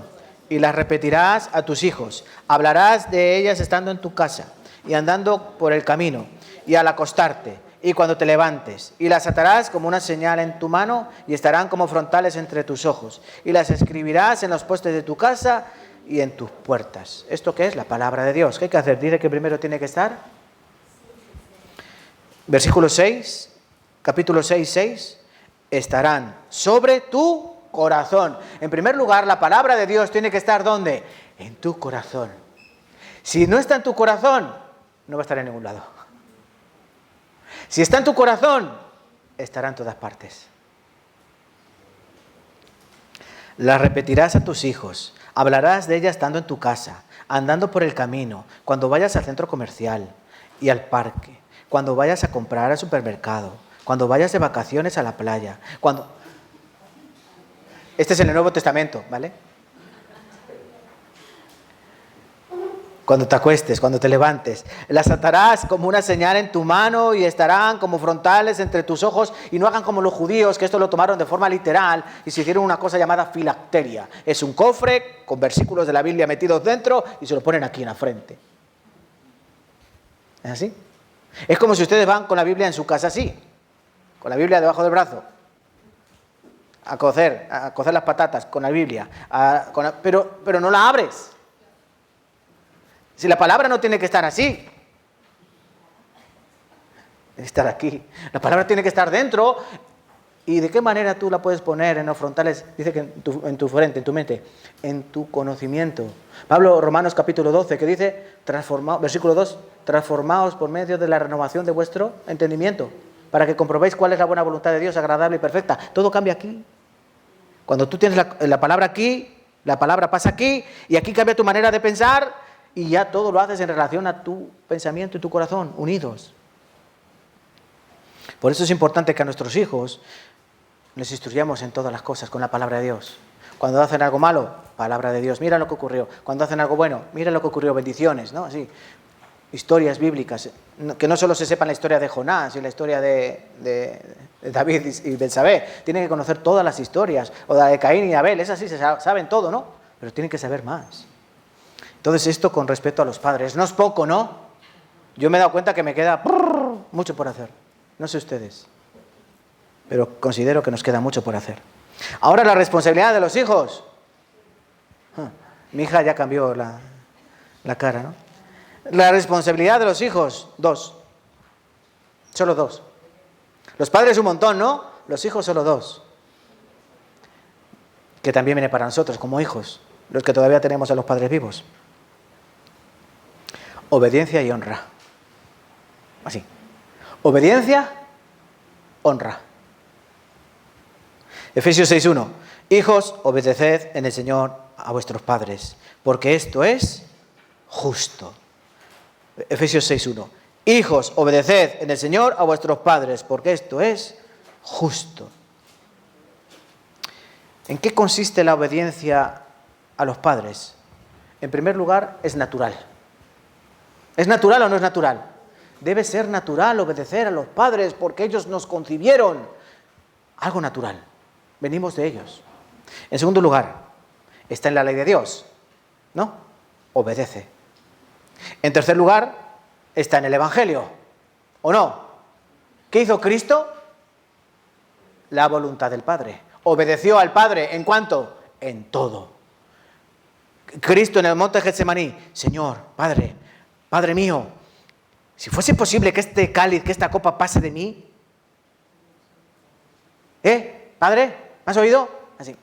No, el que dijo, pero no sea mi voluntad sino la tuya. ¿Y qué pasó con el cáliz? Lo tuvo que tomar, porque era el plan de Dios. Entonces, ¿Cristo obedeció o no obedeció? Padre, ¿cuál es el plan? Que tú mueras. ¿Y cómo? ¿Muerte rápida o lenta? Lenta, dolorosa. Te atravesarán las manos, los pies y la cabeza. ¿Eso también? ¿Entienden? ¿Cristo tenía miedo al clavo, al martillo, al látigo? ¿No? ¿A qué tenía miedo el Señor?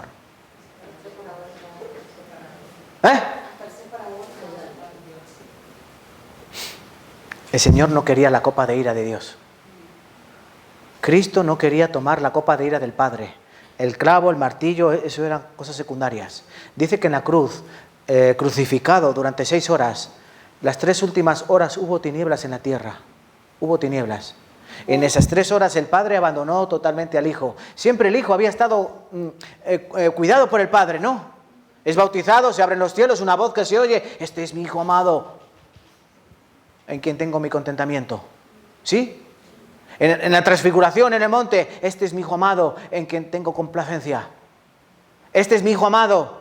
Él es tentado en el desierto durante 40 días, pero después venían ángeles y ¿qué? Y le consolaban. Él está llorando en el huerto de Getsemaní, sudando gotas de sangre, y que vienen ángeles y le consuelan.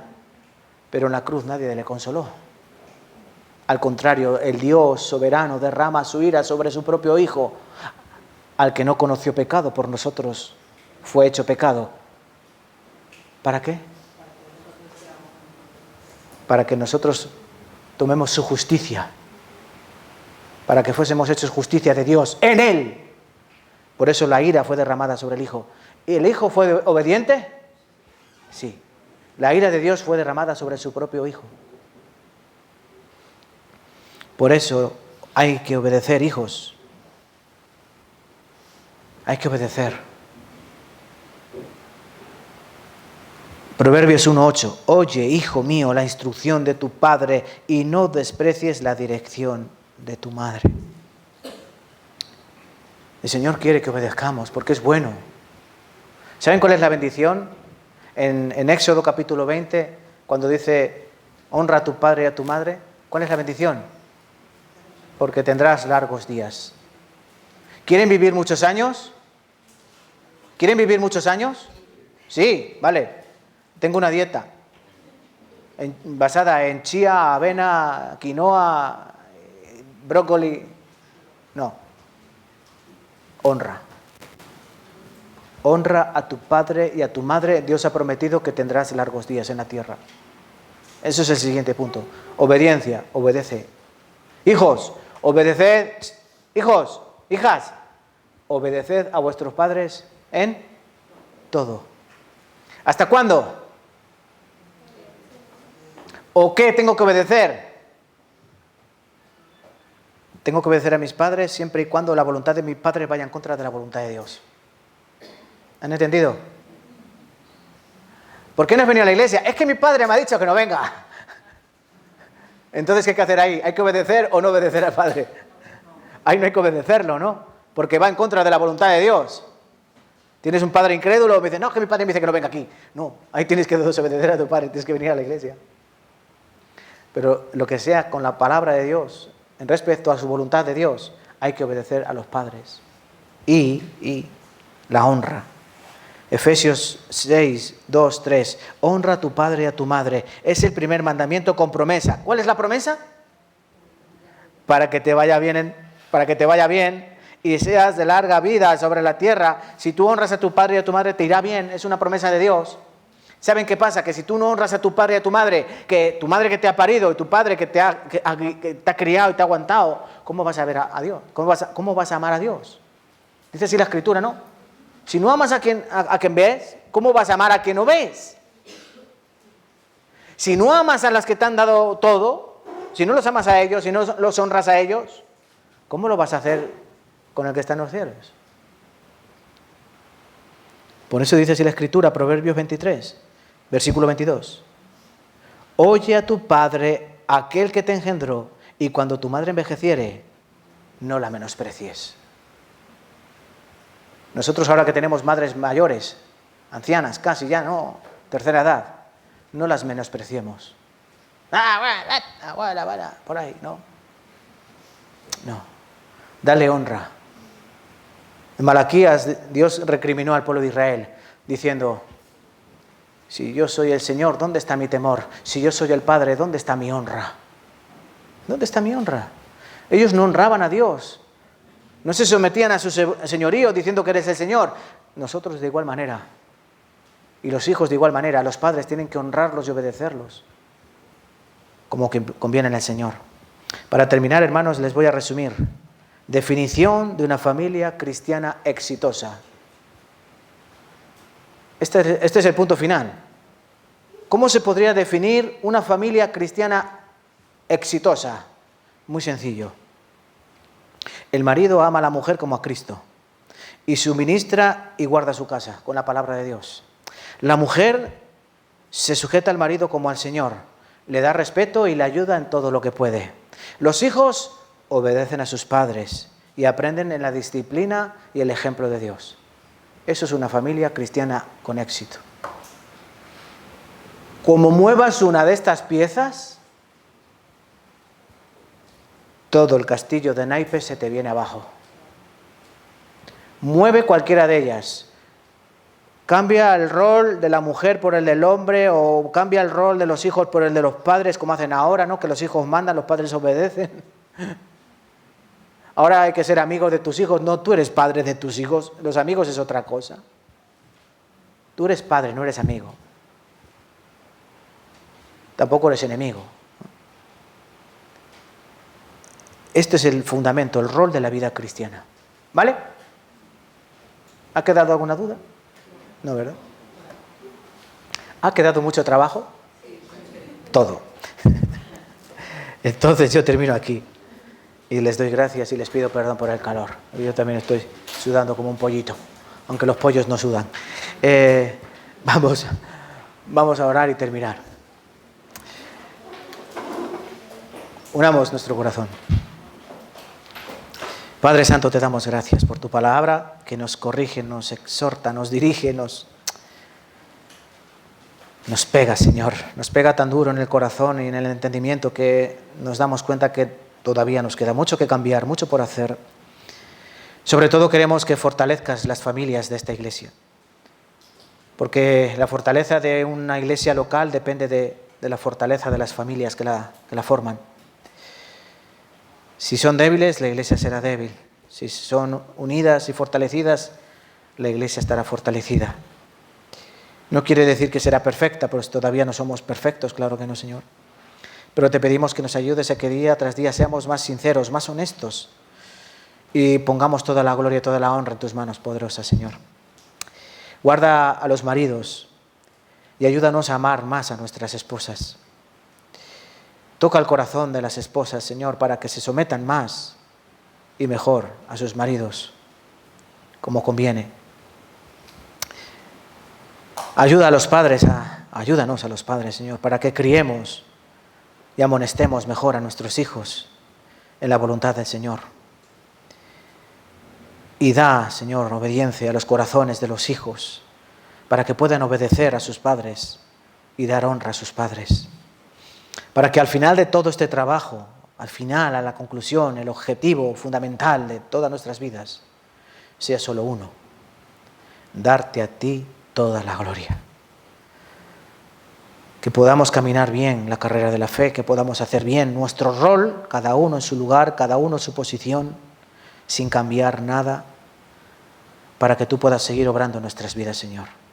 Te damos gracias por tu palabra, por tu amor, en el nombre de Cristo Jesús. Amén y amén. Vale, muchas gracias. Vamos a terminar el servicio con un cántico, una alabanza.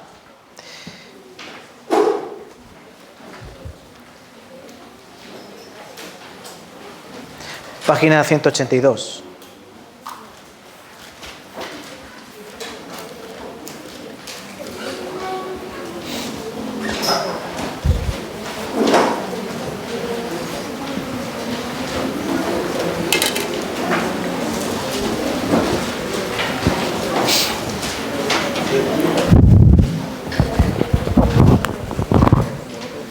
Número 182, 182.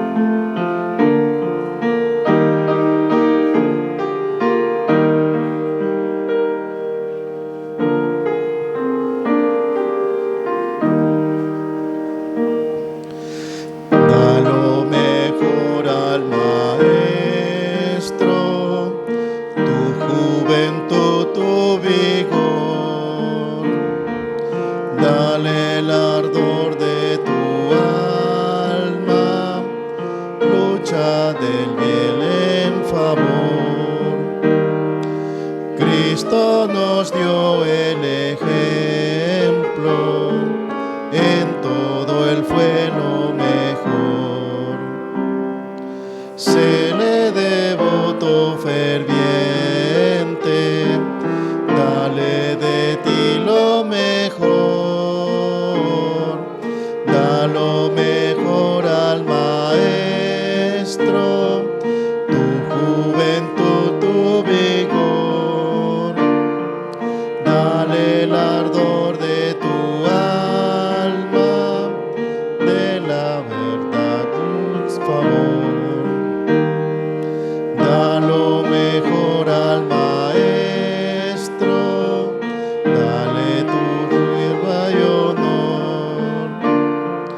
Que sea él en tu vida el santo confortador.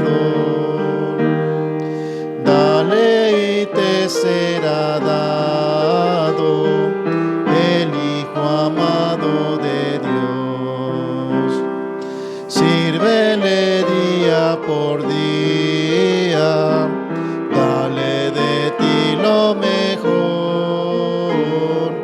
Da lo mejor al maestro, tu juventud, tu vigor. Dale el ardor de tu alma, hecha verdad, lucha en pro. Da lo mejor al maestro, nada supera su amor.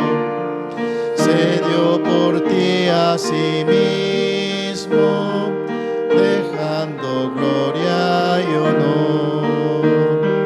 No murmuró por su vida, pues él sufrió con valor.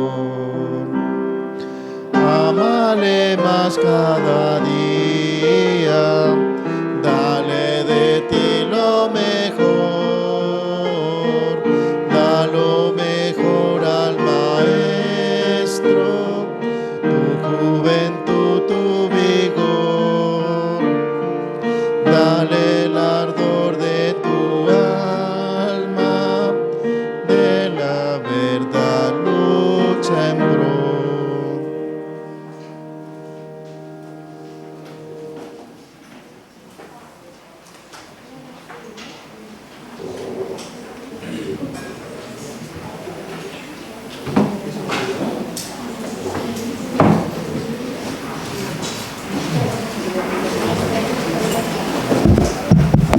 Buenos días nuevamente.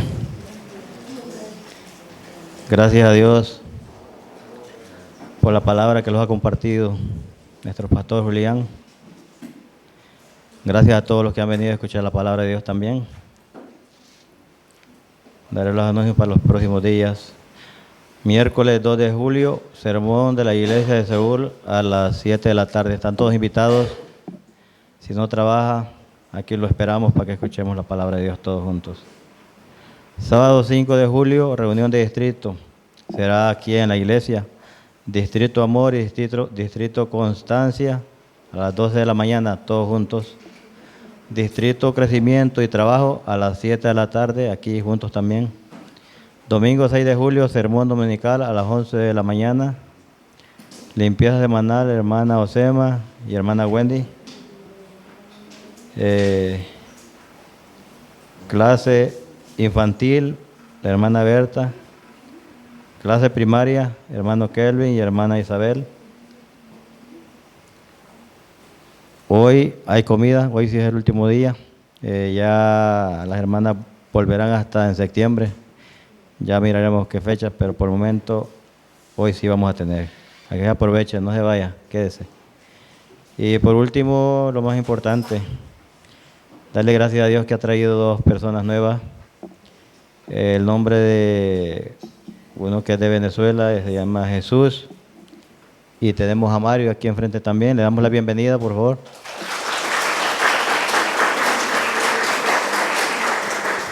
No sé si habrá alguien, aparte de ellos dos, que haya venido por primera vez. Si no, pues decirles lo mismo que les decimos a ellos, ofrecerles toda la ayuda, el apoyo que les podemos dar aquí con la ayuda de Dios. Si podemos echarles una mano, con gusto lo vamos a hacer y esperamos que sigan viniendo. Que es una alegría que vengan, una alegría para nosotros y para Dios especialmente. Y ahora vamos a concluir con esto y pueden pasar al comedor, que las hermanas han preparado una buena comida para todos ustedes. Que Dios les bendiga y que tengan una feliz tarde. Gracias.